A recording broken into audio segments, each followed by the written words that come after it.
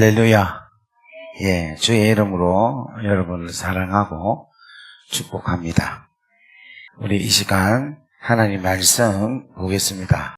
하나님 말씀은 사도행전 2장 14절부터 21절까지 말씀 보겠습니다. 저와 여러분이 한 절씩 교독하도록 합니다. 베드로가 11사도와 함께 서서 소리를 높여 이르되 유대인들과 예루살렘에 사는 모든 사람들아, 이 일을 너희로 알게 할 것이니 내 말에 귀를 기울이라. 때가 제3시니 너희 생각과 같이 이 사람들이 취한 것이 아니라 이는 곧 선지자 요엘을 통하여 말씀하신 것이니 일렀으되 하나님이 말씀하시기를 말세 내가 내 영을 모든 육체에 부어주리니 너희의 자녀들은 예언할 것이요 너희의 젊은이들은 환상을 보고 너희의 늙은이들은 꿈을 꾸리라. 그때에 내가 내 영을 내 남종과 여종들에게 부어주리니 그들이 예언할 것이요 또 내가 위로 하늘에서는 기사를 아래로 땅에서는 징조를 베풀리니 곧 피와 불과 연기로다. 주의 크고 영화로운 날이 이르기 전에 해가 변하여 어두워지고 달이 변하여 피가 되리라. 누구든지 주의 이름을 부르는 자는 구원을 받으리라 하였느니라. 아멘. 예, 이 말씀은 살아계신 우리 하나님의 능력의 축복의 말씀입니다. 오늘 이 말씀이 여러분 가운데 풍성하게 이루어지기를 주의 이름으로 축복합니다. 우리 기도하겠습니다. 사랑과 은혜가 충만하시고 자비로우신 아버지 하나님, 은혜와 사랑 감사합니다. 하나님, 오늘 저녁부터 목요일 저녁까지 우리 성령께서 역사하셔서 하나님 집회 가운데 하나님의 놀라운 은혜가 넘쳐날 수 있도록 은총을 더하옵소서. 하나님, 우리가 이 땅에 살아가는 동안에 하나님의 말씀 없이는 살 수가 없으며 성령의 역사와 성령님이 함께 하시지 않으면 살 수가 없는 줄 믿습니다. 오늘 하나님, 하나님의 은혜를 삼아서 하나님이 귀한 기도의 동산에 왔사오니 하나님 말씀하여 주시고 은혜를 다하여 주시고 능력을 다하여 주옵소서. 예수 그리스도 이름으로 감사하며 축복하며 기도 올려옵나이다. 아멘. 할렐루야. 이번 주에는 제가 주제가 성령님에 대해서 말씀을 같이 나누고자 합니다. 그래서 여러분 은혜 많이 받는 놀라운 시간이 되기를 바랍니다. 우리가 성경을 두 분류로 나누잖아요. 신약과 구약으로 그렇게 나누고 있는데 신약과 구약으로 나누는 이유는 뭐냐면 예수님이 기준이 되어서 예수님이 오시기 전 그리고 예수님이 오시고 난 이후 이 예수님의 기준이 돼서 신약과 구약으로 이렇게 나눕니다. 그런데 제가 이제 성경을 이렇게 계속 깊이 연구를 하고 성경을 묵상을 하다 보니까 성경을 세 가지로 나누면 좋겠다. 세 분류로 나누면 조금 더 정확하게 되지 않겠는가 이런 생각을 제가 해봤습니다.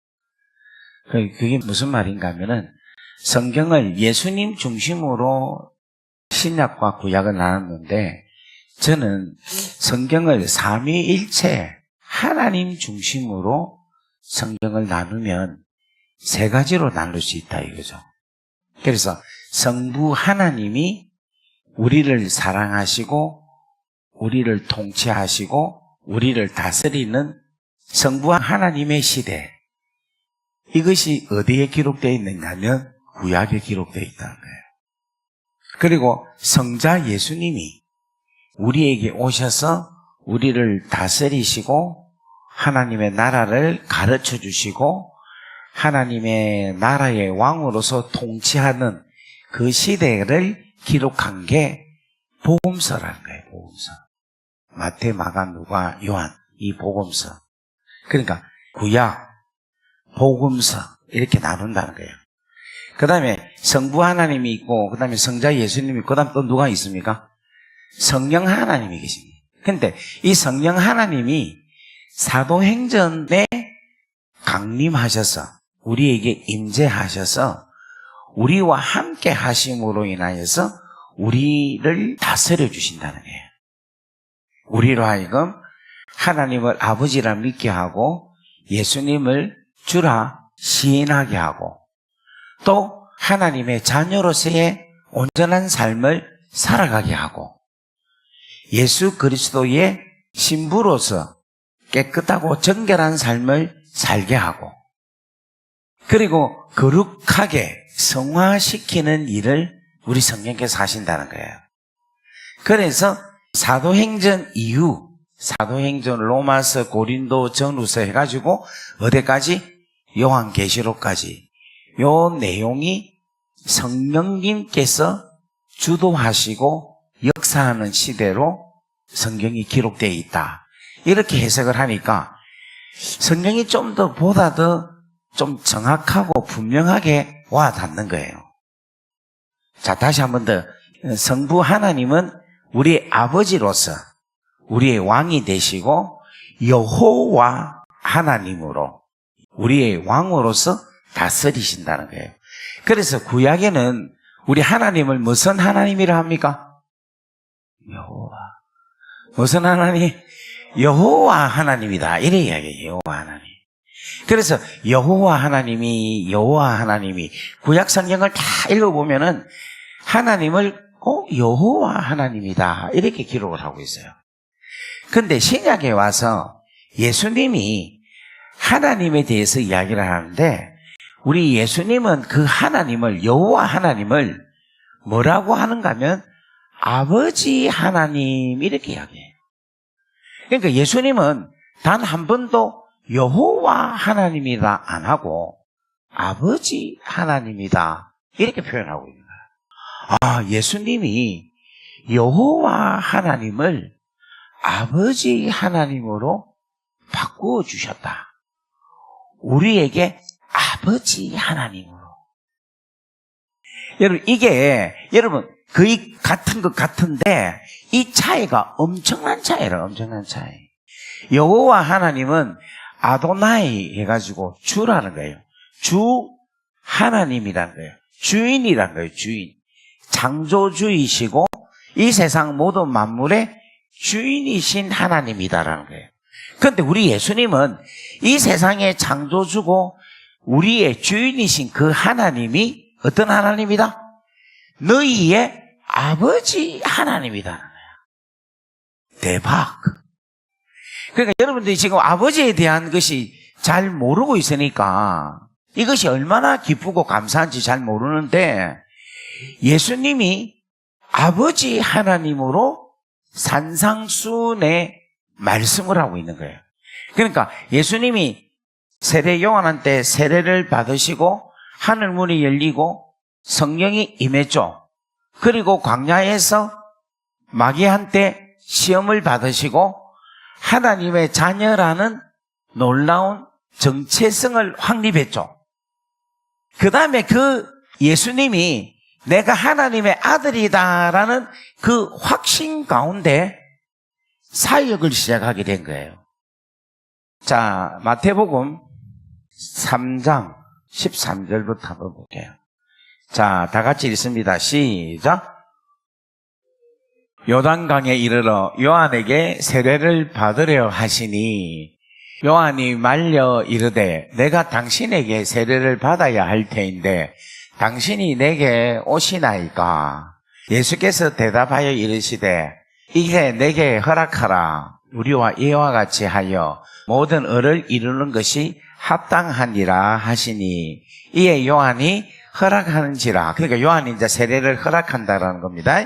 그 다음에 예수께서 세례를 받으시고 곧 물에서 올라오실 때에 하늘이 열리고 하늘에 성령이 비둘기같이 내려 자기 위에 임하심을 보시더니, 그러니까 성령님이 임한 거예요. 성령님이 임해서 뭐라고 역사하시는가 하면은 하늘로부터 소리가 있어 말씀하시되 이는 내 사랑하는 아들이요 내 기뻐하는 자라 하시니라. 아멘. 아멘.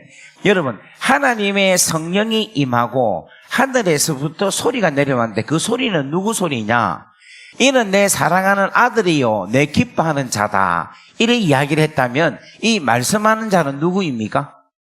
그렇지. 하나님 누구? 아버지인기라. 여러분, 아버지는 자기 아들을 가리켜서 내 아들이다 이야기를 하죠. 내 아들이 아닌데 어떻게 내 아들이라 이야기하겠습니까? 아버지니까 내 아들이라 이야기하는 거예요. 그러니까 예수님을 내 아들이다라고 말을 한다는 것은 예수님이 하나님의 아들이라고 이야기할 수 있고, 또 반대로는 하나님께서 예수님의 뭐다?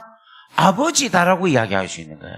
그러면 예수님이 하나님이 내 아버지다라는 것을 성령으로 임재하여서 그 성령의 기름 부음을 통하여 확정을 하게 된 거야. 아, 나는 이제부터 하나님이 내 아버지다라는 것을 확정했다는 거예요. 여러분, 사역의 시작이 뭐로부터 출발해야 되는가 하면 하나님이 내 아버지다 하는 것을 확정함으로 통하여서 모든 신앙과 모든 사역의 출발이 이루어져야 돼. 여러분, 이건 너무너무 중요한 이야기입니다. 우리가 소명을 받아가지고 주의 종이 되고 하나님의 일꾼이 되잖아요. 되는데 내가 하나님의 자녀고 하나님은 내 아버지다라는 이 확신 가운데서 출발이 돼야 누구 일을 하느냐면 내 아버지의 일을 하게 된다는 거예요. 내 아버지의 일을 한다는 것은 누구의 일이다? 나의 일인 거예요. 나의 일.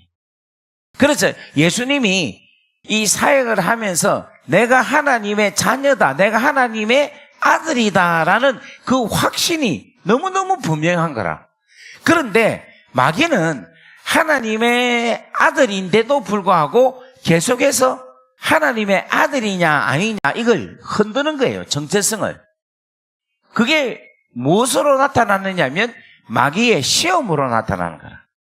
마귀는 이렇게 이야기합니다. 네가 만일 하나님의 아들이거든. 이래 이야기해. 여러분, 얼마나 웃긴 이야기입니까? 하나님 아들 보고 네가 만일 하나님의 아들이거든. 이거는 말도 아닌 질문이라. 그런데도 마귀는 그거를 흔드는 거예요. 이 말은 무슨 말이냐면 여러분이 하나님의 자녀입니까 아닙니까? 하나님의 아들 맞습니까? 하나님 딸 맞습니까? 그걸 마귀도 분명히 아는데도 불구하고 네가 만일 하나님의 아들이거든, 네가 만일 하나님의 딸이거든, 이렇게 마귀는 유혹을 통하여서 우리가 하나님의 자녀라는 이 정체성을 막 흔들고 있어요. 그래서 여러분, 시험에 들지 말기를 주의 이름으로 축복합니다. 내가 시험에 들었다는 것은 내가 하나님의 자녀라는 정체성이 흔들릴 때 내가 시험이 된 거라. 누구의 시험?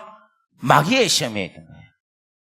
아무리 어렵고 힘든 상황이 있더라도 나는 하나님의 자녀이기 때문에 절대로 망하지 않는다.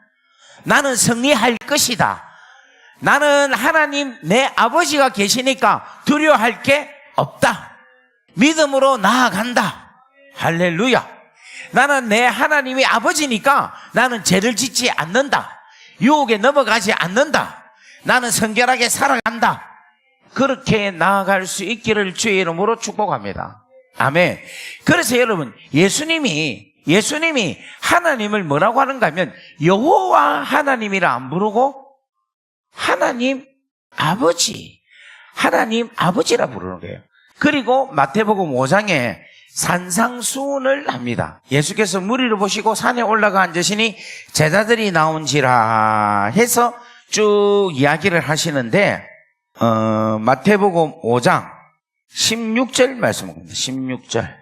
자, 다 같이 읽습니다. 시작. 이같이 너희 빛이 사람 앞에 비치게 하여 그들로 너희 착한 행실을 보고 하늘에 계신 너희 아버지께 영광을 돌리게 하라. 아멘.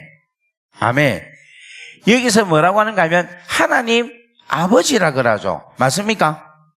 자, 그 다음에 또 보겠습니다. 5장 45절. 다 같이 읽습니다. 시작. 이와 같이 한즉 하늘에 계신 너희 아버지의 아들이 되리니 이는 하나님이 그 해를 악인과 선인에게 비주시며 비를 어려운 자와 불의한 자에게 내려주심이니라. 아멘. 여기서도 하나님 아버지다 이야기. 자, 그 다음에 마지막 절 48절 보겠습니다. 48절 시작. 그러므로 하늘에 계신 너희 아버지의 온전하심과 같이 너희도 온전하라. 너희 온전하라. 할렐루야. 그러니까 산상수훈에서 계속해서 가르치는 게 뭔가 하면 하늘에 계신 너희 아버지께서 이야기해요. 자, 6장 1절 보겠습니다. 6장 1절. 6장 1절 다 같이 읽습니다. 시작. 사람에게 보이려고 그들 앞에서 너희 의를 행하지 않도록 주의하라. 그리하지 아니하면 하늘에 계신 너희 아버지께 상을 받지 못하느니라. 아멘. 전부 다 아버지를 이야기해요. 또 4절 보겠습니다. 다 같이 보겠습니다. 시작. 내 구제함을 은밀하게 하라. 은밀한 중에 보시는 너희 아버지께서 갚으시리라. 아멘. 6장 6절도 보겠습니다.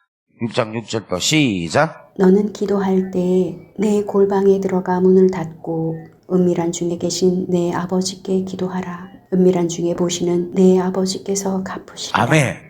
8절도 봅시다. 8절도.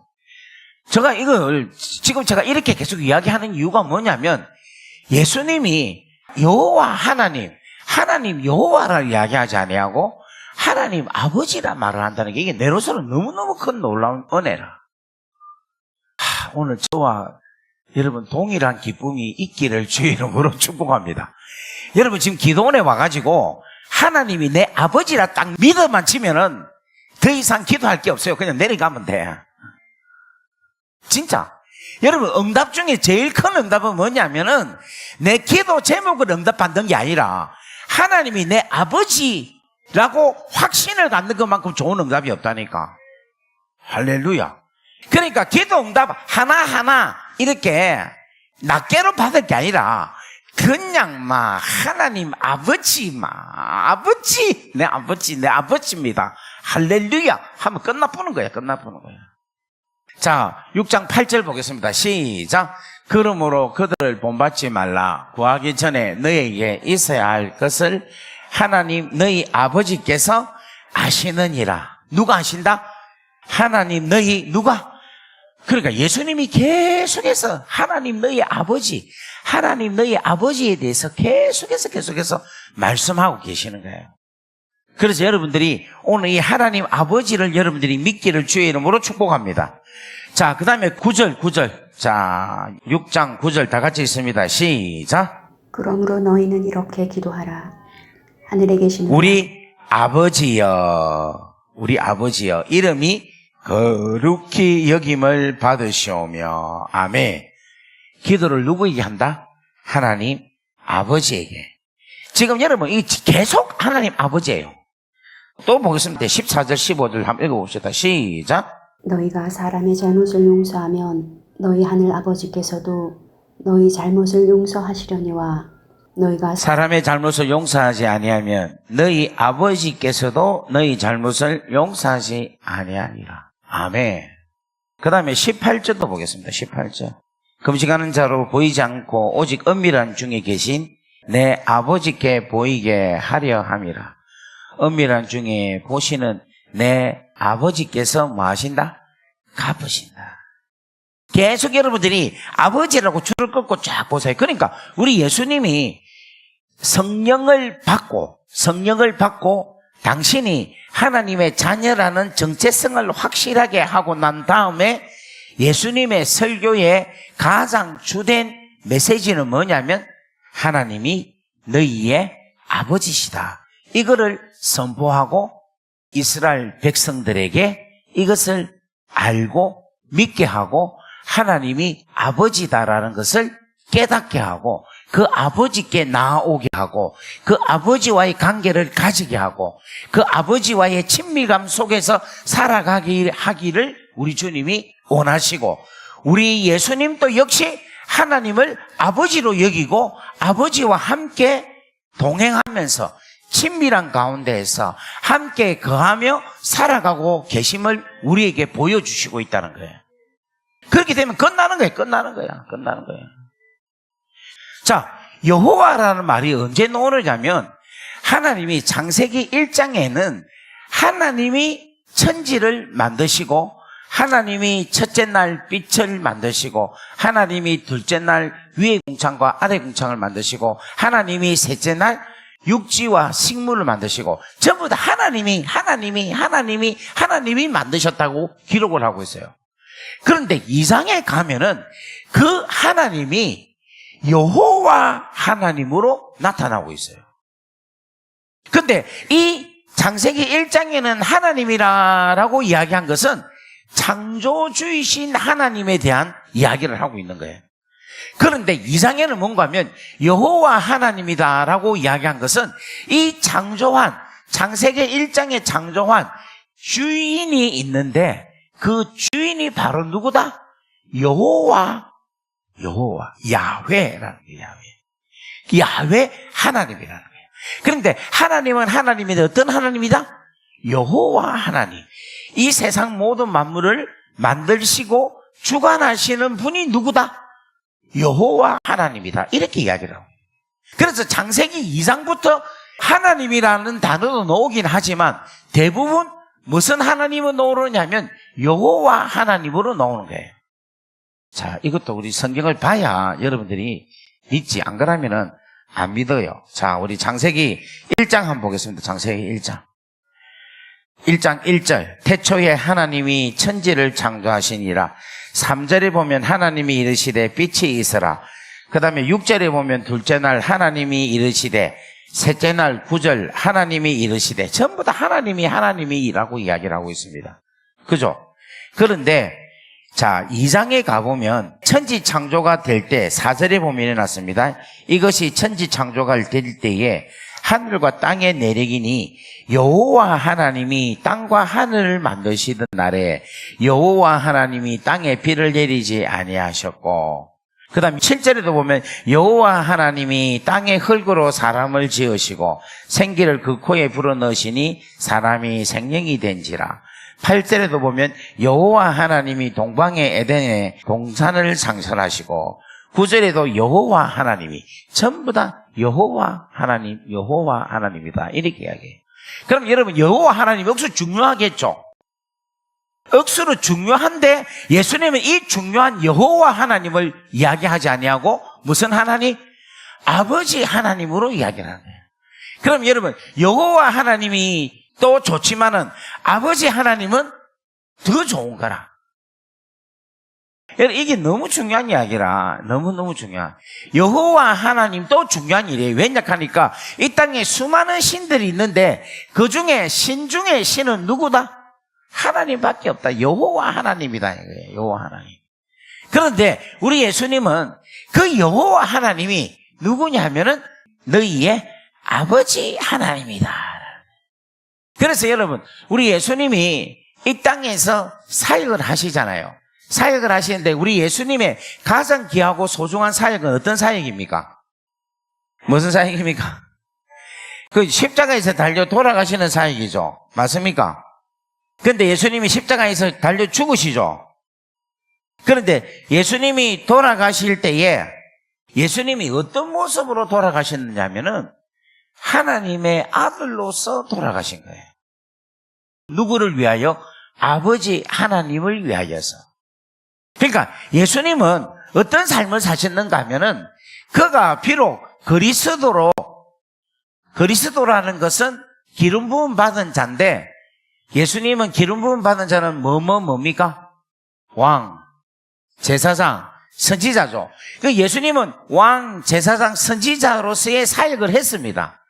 했지만 우리 예수님은 어떤 자격으로 하셨느냐 하면은 하나님의 아들의 자격으로 왕의 사역을 하셨고, 하나님의 아들의 자격으로 선지자의 사역을 하셨고, 하나님의 아들의 자격으로 제사장의 사역을 하셨다는 거예요.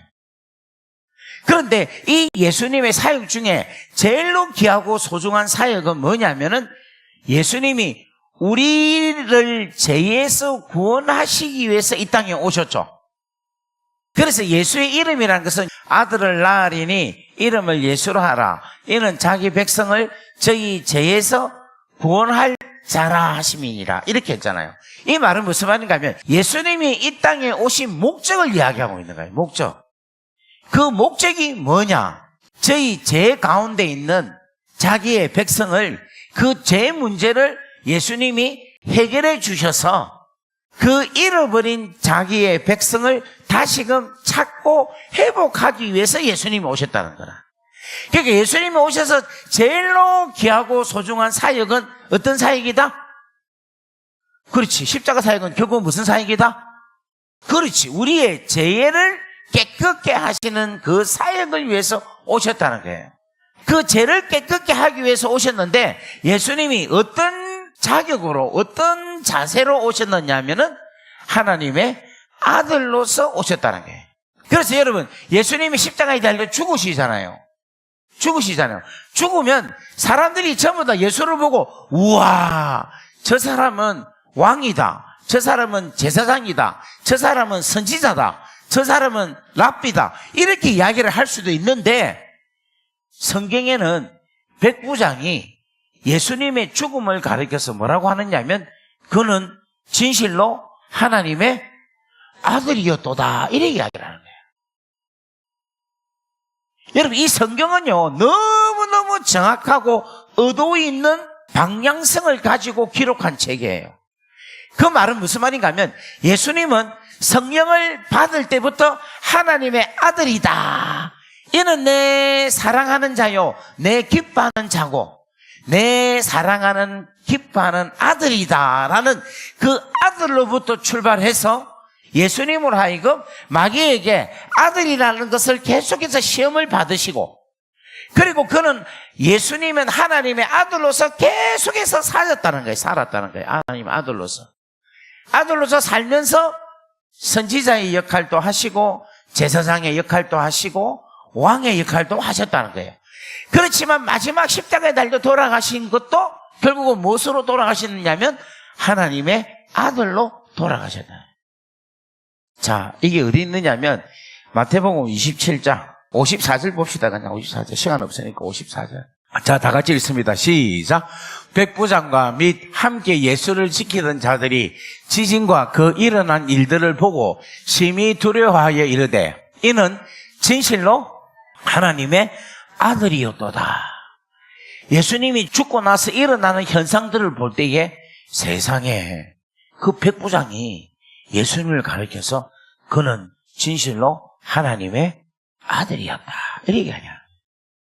그러니까 예수님이 마지막에 하나님의 아들로 돌아가셨다. 그 말은 하나님이 그 아들인 예수를 그의 죽음으로 통하여 기뻐하셨다라는 거예요. 무슨 말인가 하면 예수님은 처음 시작이 이는 내 사랑하는 자요 내 기뻐하는 자다 이렇게 했잖아요. 그런데 예수님의 삶 자체가 하나님을 계속해서 기쁘게 하신 거라. 할렐루야. 그런데 마지막 십자가에 달려 돌아가신 그것도 하나님을 뭐 하겠다? 기쁘게 했다는 거야. 그게 포함되어 있는 거예요, 이 안에. 예를 들면 여러분 자녀를 탁 놓으면 자녀가 태어날 때 애가 우리한테 뭐를 잘 안 해줘도 애가 그냥 태어나고 빵긋빵긋 웃는 것만 해도 우리는 기쁘죠. 그리고 애가 기어다니면 엄마야 애가 긴다 이러면서 좋아하죠. 애가 서잖아요. 서면 우와 이거 우리 애가 섰다. 그리고 애가 걸으면 어머머머머머 애가 걷는다. 야 개인기 있다. 막. 그죠? 애가 우리한테 뭐를 안 해줘도 애가 잘하는 것만 해도 우리는 기쁘죠. 맞습니까? 그런데 애가 점점점 장성해가지고 부모에게 뭐를 해주고 차도 사주고 여행도 보내주고 집도 사주고 이러면 애가 너무너무 좋죠. 그죠? 그런데 무엇보다도 부모가 원하는 바를 순종하고 따라가면 더 기쁘죠. 마찬가지로 우리 예수님도 태어나실 때도 기쁘고 삶이 기쁘고 살아가면서 하나님께 계속해서 복음을 위해서 살아가는 모습도 기쁘고 그리고 제일 기쁜 것은 아버지께서 그렇게 원하는 잃어버린 내 자녀들을 죄에서 해방시켜 주어서 그 자녀들로 하여금 하나님의 자녀 되게 하는 것. 그거보다 기쁘게 한 게 없는 거라. 그걸 우리 예수님이 뭐 하셨다? 행하셨다는 거예요. 그러니까 그것을 하나님께서 성령으로 통하여 백부장의 그 입술로 통하여 이렇게 이야기합니다. 이는 진실로 하나님의 아들이었노라. 멋지죠? 그런데 인간들은 예수님의 비석에 뭐를 올리는가 하면, 뭐를 세우는가 하면 자칭 유대인의 왕이다, 그렇게 붙였어요. 그러니까 사람들은 뭐를 원하는가 하면 왕이나 뭐 선지자나 제사장이나 뭔가의 직분을 원해요. 그런데 우리 하나님은 뭐를 원하는가 하면 그냥 내 아들을 원한다는 거예요. 그러니까 제가 지금 여러분들에게 하고 싶은 이야기가 무슨 이야기인가 하면은, 여러분들이 뭐 판사가 되고 검사가 되고 뭐 의사가 되어서 하나님이 기뻐하기보다는 그냥 여러분 자체가 자녀로서의 온전하고 하나님을 기쁘게 하고 하나님의 말씀에 순종하는 삶, 하나님의 신실한 자녀, 아들, 딸을 우리 아버지가 원하신다는 거예요. 그래서 저는 예전에는 저의 비석에 뭐를 적으면 좋겠는가 하면은 사도 윤치영, 효자 윤치영 이렇게 적었으면 좋겠어요. 저는 사도란 말이 듣고 싶고 효자란 말이 듣고 싶은데, 효자는 물 건너 갔어요. 그러니까 효자가 아니라서.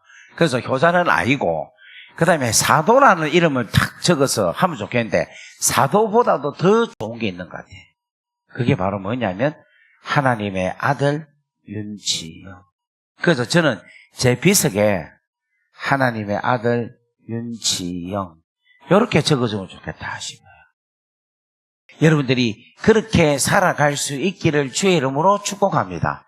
자, 지금까지 여러분 여호와 하나님, 구약의 하나님, 그 다음에 사복음서에 있는 예수 그리스도에 대한 이야기를 했습니다. 자, 그 다음에 이제 세 번째 파트가 누구? 성령님이에요, 성령. 제가 이번 주에 이 성령에 대한 이야기를 하는데, 지금까지 이야기가 서론입니다, 서론. 이제부터 본론 이야기라. 이 성령에 대한 이야기인데, 이 성령님이 왜 중요하냐 하면은, 이 성령님은 우리 하나님 아버지가 보내주시는 영이에요, 선물이에요. 뿐만 아니라 우리 예수님이 하나님 아버지께 올라가서 보내주시는 선물이 성령님이에요. 그러니까 이 성령님은 하나님께서, 우리 예수님께서 준비하시고 귀하게 소중히 여기는 그 영을 우리에게 보내주신 거예요. 그러니까 이 말은 무슨 말인가 하면은, 여러분 예수님이 십자가에 달려 죽으시고 부활하셨죠. 부활하셔서 그 예수 그리스도의 은혜를 힘입어 우리는 뭐가 되느냐면 하나님의 자녀가 됩니다. 맞습니까? 근데 하나님의 자녀만이 되어서 살 수는 없다는 거예요. 하나님의 자녀답게 살아야 되는 거예요. 이건 마치 뭐냐면, 계속해서 평생을 거지로 살다가 갑자기 왕이 오늘부터 너는 내 아들이다 이래서 왕자로 살게 탁 불렀잖아요. 왕궁으로 부르면은 이 거지가 하루아침에 왕자로서의 삶을 살 수 있겠습니까? 없겠습니까? 안 되는 거예요. 없는 거예요. 이게 딱 우리가 똑같은 거라. 우리가 원래는 죄인, 죄 아래, 저주 아래 마귀의 자녀로서의 삶을 살았어요. 그런데 예수 그리스도의 그 놀라운 십자가의 은혜와 부활의 능력을 힘입어 우리가 하나님의 자녀가 되었습니다. 그러니까 마귀의 자녀에서 갑자기 하나님의 자녀가 됐는데, 신분은 됐지만 하나님의 자녀의 능력은 아직까지 모르고 있는 거예요. 못 누리고 있는 거예요. 하나님의 자녀가 되었는데 하나님의 자녀의 속성, 하나님의 성품은 아직까지 익숙하고 있지 않다는 거예요. 그것이 이루어져야 되는데, 그 이루어지는 게 신학적으로는 성화다 이렇게 이야기를 합니다. 근데 이 성화가 되려면은 누가 역사해야 되느냐면 우리 성령 하나님이 역사를 하셔야 돼요. 그러니까 오늘 하나님의 자녀가 된 우리에게는 누가 필요합니까? 그 성령님이 필요한 거예요. 한번 따라할까요? 성령님, 성령님이 필요합니다. 성령님이 역사하시옵소서. 성령께서 내 마음에 계속해서 역사하시고 은혜를 베풀어 주옵소서. 계속해서 여러분들이 이 성령의 역사를 사모해야 되는 거예요. 여러분, 성령님을 매사에 인정해야 돼. 근데 여러분, 성령님을 매사에 인정하고 있습니까? 안 하고 있습니까? 하는 분도 있고 안 하는 분도 있죠. 그러니까 하는 분은 뭐냐면은 계속 성령님을 의지하고 성령님과 계속해서 교통하고 성령님을 계속해서 인식하고 살아가니까, 의지하니까 성령님을 인정하고 살아가는데, 그렇지 않고 나는 하나님의 자녀가 되었습니다 하고 그냥 내 팔, 내 다리를 내 스스로만 생각하고 살아간다면은 이것은 성령님은 계속해서 근심하고 슬퍼하고 계속해서 내 안에서 그냥 계시는 거야. 그래서 여러분, 오늘 이 시간이 너무 중요한 게 왜냐하니까 지금 부활절이 이제 3주 지났어요. 그렇죠. 근데 여러분, 부활절이 딱 되고 나면은 그다음부터 어디를 향하여 이 시간이 달려가고 있느냐면 뭐를 향하여 달려가고 있습니까? 그렇지. 성령 강림절을 향하여 달려가고 있는 거예요. 무슨 말 이해되겠어요? 그러니까 예수의 부활을 통하여 부활절 이후에 시간은 어디를 향하여 쫓아가고 있는가 하면 성령 강림을 향하여 쫓아가고 있는 거라. 그러니까 부활을 믿고 십자가의 은혜를 경험한 사람은 무엇을 사모해야 되느냐 하면 성령 강림을 사모해야 되는 거예요. 그래서 여러분, 성령 강림을 사모하여서 성령님이 임한 곳이 마가의 다락방, 그게 사도행전 2장에 일어난 놀라운 역사라는 거예요. 그러니까 여러분, 오늘 성경에 나타나 있는 베드로가 종일 3년 동안 하루도 안 빠지고 예수님을 쫄쫄쫄쫄 따라다니면서 예수님과 함께 동행을 했죠. 그런데 동행을 했을 때에 베드로가 변했습니까? 안 변했습니까? 안 변했죠. 그 안 변한 증거가 뭡니까? 그렇지. 예수님 3분이나 부인하고 또 성질 난다고 말고 기도 배고, 결정적으로 예수님을 3번이나 부인을 한 친구가 누구냐면 베드로예요. 그런데 이 베드로가 변한 거라. 어떻게 변했을까요? 무엇 때문에? 그렇지. 성령을 받음으로 통하여 변했다는 거예요. 그리고 이 베드로가 또 변한 이유가 있어요. 그게 뭐 때문에 변했는가 하면 베드로가 뭘까요? 왜 변했을까요?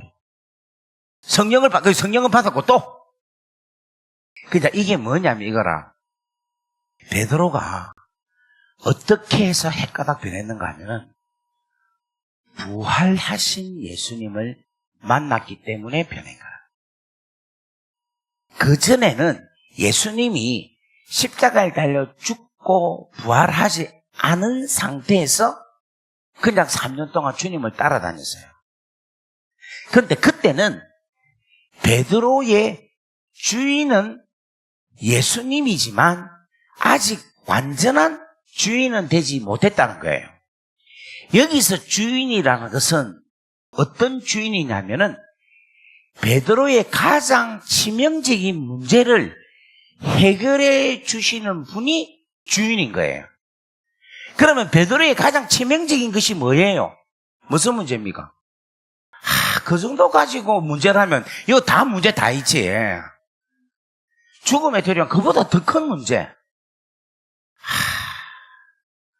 지금 제가 질문을 했는데 이 질문에 답을 딱 맞추는 사람은 복음의 본질을 아는 거라. 근데 지금 제가 질문을 했는데 이걸 지금 답을 못하고 있죠.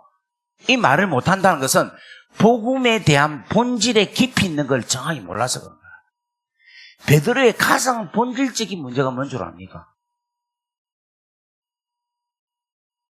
베드로의 가장 본질적인 문제는 뭐냐면요, 베드로 안에 있는 죄입니다. 베드로가 죄인인 거라. 그게 베드로의 가장 치명적인 문제야. 참 안 믿네. 그럼 물어볼게요. 여러분에게 있어서 가장 치명적인 문제는 뭐였어요? 죄인인 거야. 우리가 아직 죄인 되었을 때 그것이 인정이 돼야 됩니다. 그래서 뭐가 필요한가 하면 복음이 필요한 거예요. 그러니까 베드로에게 있어서 가장 치명적인 문제가 죄 문제인데 그 죄 문제에 대한 심각성을 베드로는 몰랐는 거예요. 그리고 예수님이 가장 치명적인 죄 문제에 대해서 해결하러 오셨다 하는 것조차도 베드로는 모르고 있은 거라. 베드로가 구원을 받는다는 것은 죄로부터 구원을 받는다는 사실을 베드로는 모르고 있은 거예요. 예수님이 이 땅에 오신 것은 자기 백성을 저희 뭐에서?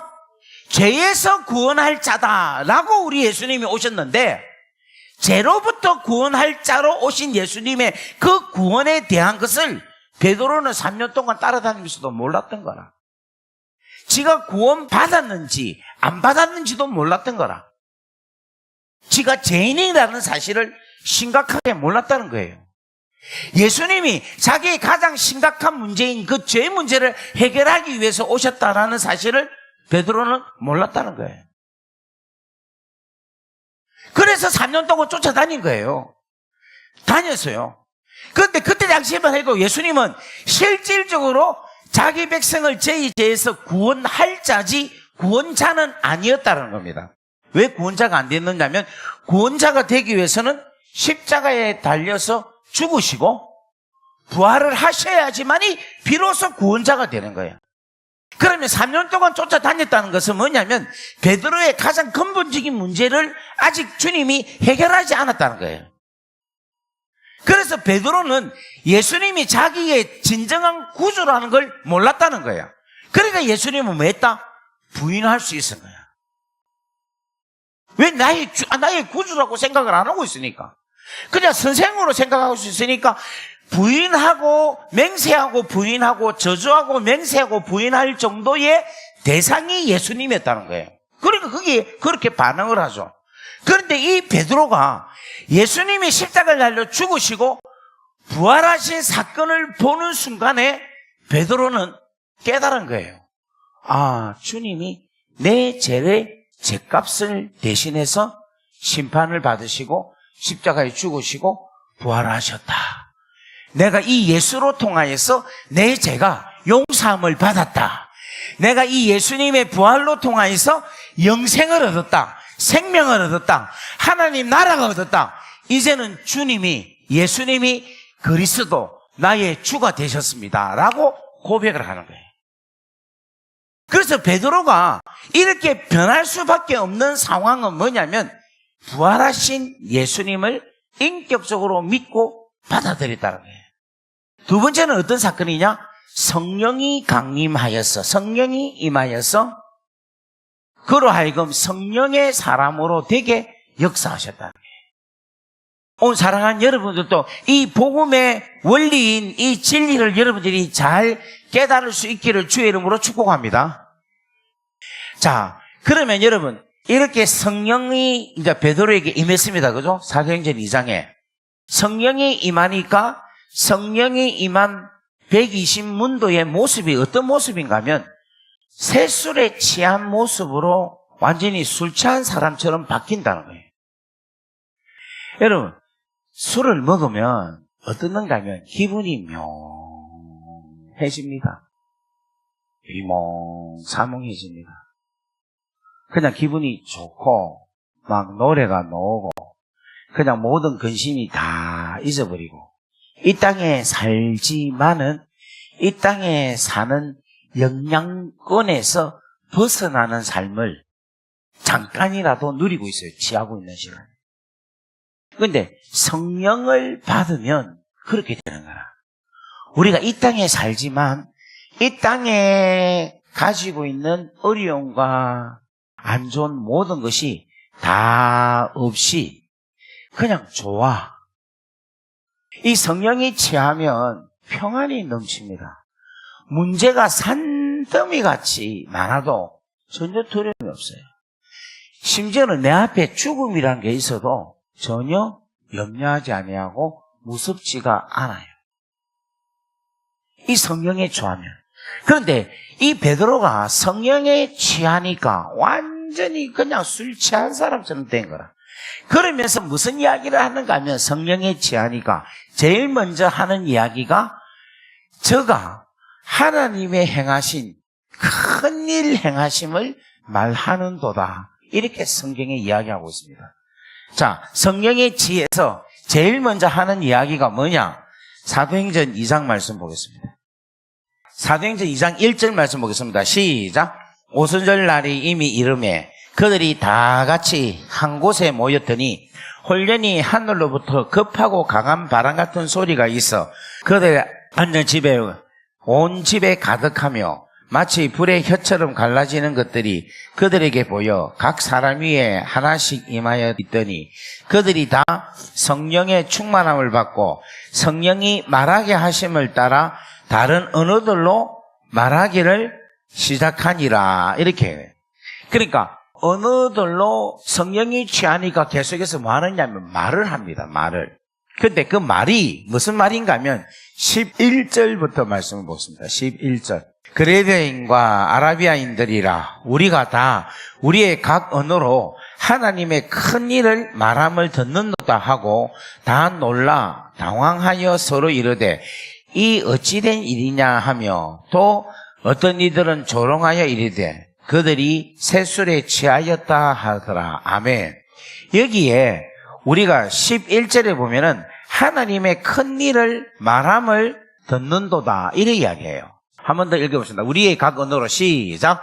우리의 각 언어로 하나님의 큰 일을 말함을 듣는도다. 여기서 하나님의 큰 일이라는 것은 무슨 말이냐면 하나님이 행하신 일을 이야기하고 있어요.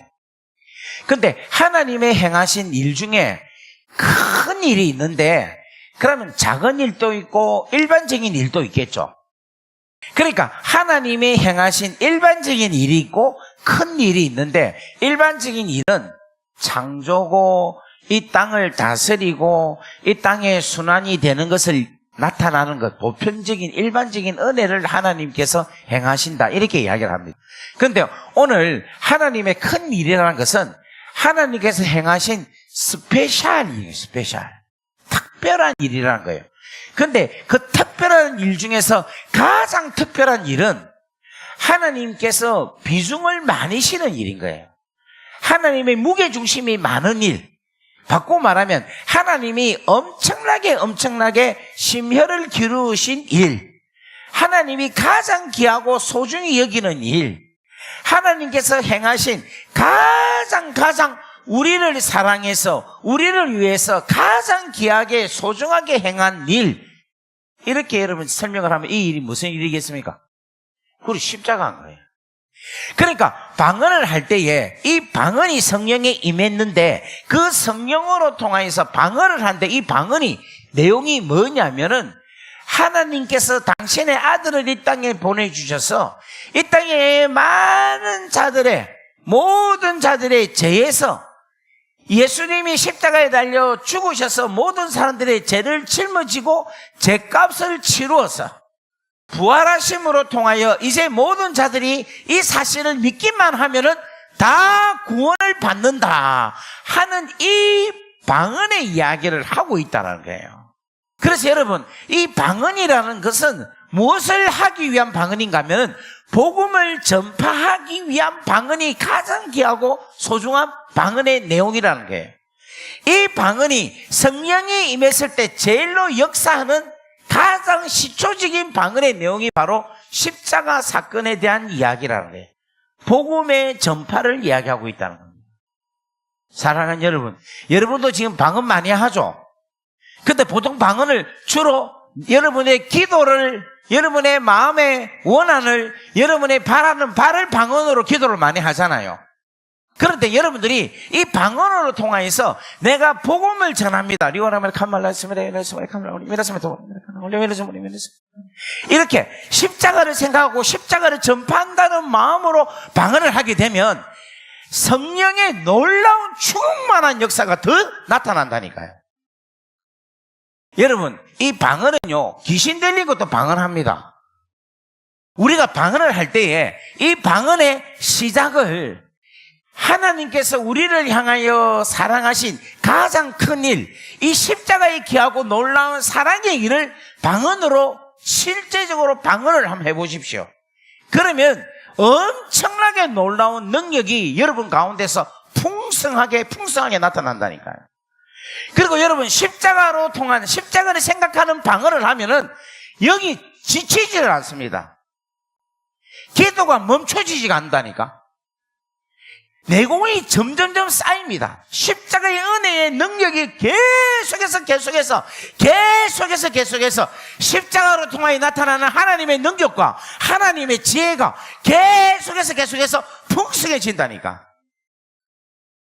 그래서 여러분, 이 십자가의 놀라운 은혜로 통하여 주시는 성령의 제일 첫 번째 역사가 뭔가 하면 십자가의 귀하고 놀라운 사랑을 방언으로 통하여서 선포하게 되는데, 그들의 모습이 마치 어떤 사람 같은가 하면 술에 취한 사람 같이 한다는 거예요. 여러분, 제가 설교를 많이 하잖아요. 많이 하는데 어떤 날은 정말 힘들어요. 내가 하려고 하니까. 근데 어떤 날은 너무 편해. 왜 편하냐? 성령에 취하니까. 그러니까 여러분들도 기도나 여러분의 사업이나 여러분이 찬양할 때나 여러분들이 봉사할 때나 성령에 취해서 살아갈 수 있는 여러분 되기를 주의 이름으로 간절히 바랍니다. 아멘. 그런데 여러분, 이 성령으로 취한 걸 갖다가 사람들이 뭐라고 하느냐면은 새 술에 취하였다 이렇게 이야기합니다. 그런데 그 새 술에 취했다라는 이야기를 듣고는 베드로가 뭐라고 이야기하는가 하면은 지금 때가 제3시밖에 안 되는데 무슨 술에 취했겠느냐 이렇게 이야기하는 거예요. 자, 우리 한번 보겠습니다. 자, 시작. 때가 제3시니 너희가 생각한 것과 같이 이 사람들이 취한 것이 아니니라. 제3시란 말은 우리 시간으로 말하면 몇 시인가 하면 오전 9시예요. 오전 9시. 오전 9시부터 술 먹고 술 취한 사람이 어디 있겠느냐 이 말인 거라. 이들이 취한 것은, 너희 눈에 취하게 보이는 것은 성령으로 취했다라는 걸 이야기하고 있는 거예요. 그러니까 베드로가 이제 성령에 취했죠. 베드로가 성령을 받아가지고 확 성령으로 통해서 방언이 막 나타나는데 그 방언의 첫 번째 내용이 뭐냐면 하나님의 큰일, 십자가의 일에 대해서 방언을 막 했다는 거예요. 그러니까 여러분들도 방언으로 성령에 취해서 방언을 할 때에 십자가의 놀라운 은혜를 계속해서 방언으로 하나님께 기도하면, 여러분, 우리가 찬양을 하잖아요. 하나님께 찬양. 하나님께 찬양할 때 찬양의 내용이 많잖아요. 그런데 그 내용 중에서 제일로 귀하고 소중한 찬양의 내용이 뭘까요? 그렇지, 십자가인 거예요. 십자가, 쉽게 말하면 하나님이 행하신 가장 큰 일을 찬양하는 게 가장 귀하고 소중한 일이겠죠. 이게 찬양의 이게 원리야, 원리로. 그래서 여러분, 요한계시록 4장, 요한계시록 5장에 보면은 천사들이 하나님을 찬양을 해요. 찬양을 하는데 4장에는 하나님의 천지 창조주이신 하나님을 찬양을 하고, 5장에는 뭐를 천사들이 찬양하는가 하면 예수께서 우리 죄를 위하여서 죽으시고 구원을 이루어 주신 그 귀하고 소중함을 찬양하는 거라. 그래서 구원하심이 보좌에 앉으신 우리 하나님과 어린 양께 있도다, 이렇게 찬양을 한 거예요. 찬양. 할렐루야. 그런데 여러분, 자 보세요. 이 방언이 아까 전에 금방 제가 이야기했잖아요. 하나님의 일, 큰 일을 방언하면서 그 일을 말해야 되죠. 그죠? 이 방언을 하면서 이렇게 가는 게 십자가에 대한 이야기를 하는 거죠. 기도를 하는 거죠. 그러면 이게 결국은 뭐가 되겠습니까? 찬양이 되는 게라. 왜냐하면 내 기도가 하나님께서 우리를 향하신 가장 큰 일, 십자가의 놀라운 은혜, 그 사랑에 대해서 감사의 기도가 나오니까 그 기도가 자연스럽게 뭐가 되느냐면 찬양이 된다는 거예요. 여러분의 기도가 하나님을 찬양하는 기도가 되기를 주의 이름으로 축복합니다. 자, 베드로가 이제 방언을 통해서 예수께서 행하신 그 귀하고 위대한 일을 찬양을 합니다. 그죠? 입으로. 그 다음에 두 번째로 이 성령이 임했을 때 어떤 역사가 일어나는가 하면은 이 베드로로 하여금 요엘 선지자가 예언한 그 예언의 메시지가 생각이 나면서 그 요엘 선지자의 그 예언의 메시지가 나에게 이루어졌다. 이것에 대해서 감사의 고백이 나오고 감격적인 이 설교가 나오기 시작하는 거예요. 여러분, 요엘 선지자 요엘서 2장에 보면은 하나님의 영이 내게 임하 있는데 우리 하나님께서 내가 내 영을 내 자녀들에게 부어주는데 모든 육체, 모든 만민에게 부어주는데 모든 육체에게 부어준다. 이때는 뭔가 하면 사도행전 2장 17절에는 모든 육체에게 부어준다고 하는데 요엘서 2장 거기에 보면은 모든 만민에게 부어주리니 이렇게 이야기를 해요. 그리고 너희 자녀들은 예언을 할 것이요 너희 젊은이들은 환상을 보고 너희 늙은이들은 꿈을 꾼다. 이렇게 이야기를 하고 있는 거라.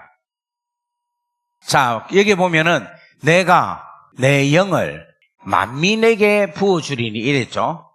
그 다음에 너희 자녀들은 장래 일을 말할 것이고 그 다음에 너희 늙은이는 꿈을 꾸고 너희 젊은이는 이상을 본다. 이랬습니다. 그죠?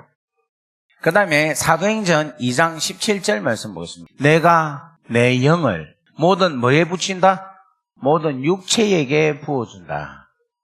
너희 자녀들은 예언할 것이고 너희 젊은이는 환상을 보고 너희 늙은이는 꿈을 꾼다. 자, 요엘서 2장 28절의 예언은 언제 됐는가 하면 BC 800년경에 예언이 됐어요. 800에서 750년경 요 사이에 예언이 된 거예요. 그러면 베드로는 AD 요때가 예수님이 돌아가시고 성천하셨으니까 한 33년 정도 되겠죠. 그죠? 한 요거 이상은 되겠죠. 그죠? 그러니까 대충 계산을 하면은 800년 전에 예언이 있었다는 거예요. 800년 전에 예언이 베드로라는 이 사도에게 이 예언이 그대로 이루어졌다는 거예요. 그런데 너무 재밌는 것은 뭔가 하면 내가 내 영을 모든 만민에게 준다 했는데 여기는 내가 내 영을 모든 뭐에 준다? 육체에게 준다 했어요. 근데 이 육체가 뭘까? 이 육체가 뭐겠습니까? 저는 이것을 깨닫고 엄청 놀랐어요. 이 뭐냐면 요 사도행전 요 때에 그러니까 성령이 탁 임했잖아요. 성령이 임할 때에 하나님께서 우리에게 이루어 주신 게 있어요. 그게 성령께서 은사도 주시고 성령의 열매도 주시고 성령으로 인하여서 예수를 구주로 영접하게 하고 하나님을 아버지라 부르게도 합니다. 그런데 성령이 임해서 주시는 게 또 하나 있습니다. 그게 뭘까요? 성령이 임해서 우리에게 주신 선물이 하나 있는데 그게 바로 뭐냐면 교회입니다. 그러면 지금 사도행전 2장 17절이라는 말은 무슨 말인가 하면 2장 1절에서 17절이 됐다는 거죠. 그러면 2장 1절에 성령이 임했다는 것은 요 2장 17절 전에는 뭐가 임했다는 겁니까? 뭐가 세워졌다는 겁니까? 교회가 세워진 거라. 이 말이 무슨 말이냐면 사도행전 1장에 마가의 다락방에서 120문도가 뭘 했는가 하면은 성령이 오도록 기도를 했어요. 그 기도할 때 그 마가의 공동체에서 기도한 것은 교회가 아닙니다. 그거는 엄격히 말하면 기도처라. 기도하는 장소고 기도처였어요. 그런데 그 기도처가 기도를 했더니 성령이 임함으로 통하여서 마가의 다락방이 초대 교회가 된 거라. 그러면 지금 사도행전 2장에 베드로가 요엘서에 담겨 있는 그 요엘 선지자에게 예언했던 그 예언을 재해석을 하는데 이 해석이 어떻게 해석이 되느냐 하면은 자기들의 상황 속에서 이 말씀이 해석이 되는 거라. 그러니까 요엘서 2장에는 내가 내 영을 만민에게 부어준다라고 이야기를 했는데 이 만민에게 부어주는 이 성령님이 실질적으로 어디에 부어주는가 하면은 교회에 부어주는 거야. 그런데 왜 육체라고 얘기했느냐면 교회의 머리는 예수님이고 예수 그리스도의 몸은 교회다라는 거예요. 그러니까 이 육체라는 말은 뭐냐면은 예수 그리스도의 몸, 교회를 뜻한다라는 거예요. 그러니까 이 영을 마지막 때에 하나님께서 성령을 부어주시는데 어디에 부어주시는가 하면은 예수 그리스도의 몸인 예수 그리스도의 육체인 교회에 성령을 부어주신다 이렇게. 그래서 오늘 사랑하는 여러분들이 지금 이제 다 교회 안에 있는 백성들이고 지체들이죠. 그러면 오늘 이 교회 안에 있는 백성이고 지체들 우리들에게 성령을 부어주셔서 지체로서의 삶을 제대로 발휘할 수 있도록 역사하게 하신다는 거예요. 여러분, 우리가 지체가 있으면은 팔이 있고 다리가 있고 뭐 심장이 있고 장이 있고 간이 있고 다 다르잖아요. 그런데 성령이 임하면 팔은 팔로서의 기능을, 다리는 다리로서의 기능을 하게 하신다는 거예요.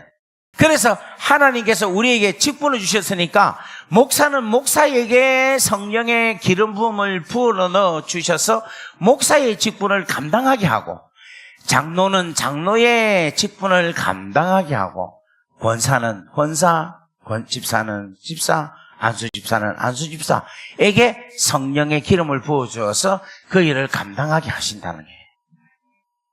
자, 오늘 첫날이니까 요만큼만 합시다. 오늘 이 주신 말씀들을 생각하고 우리 한번 이 시간에 한번 기도하면 좋겠습니다. 간절하게 주여 하고 기도하겠습니다. 주여.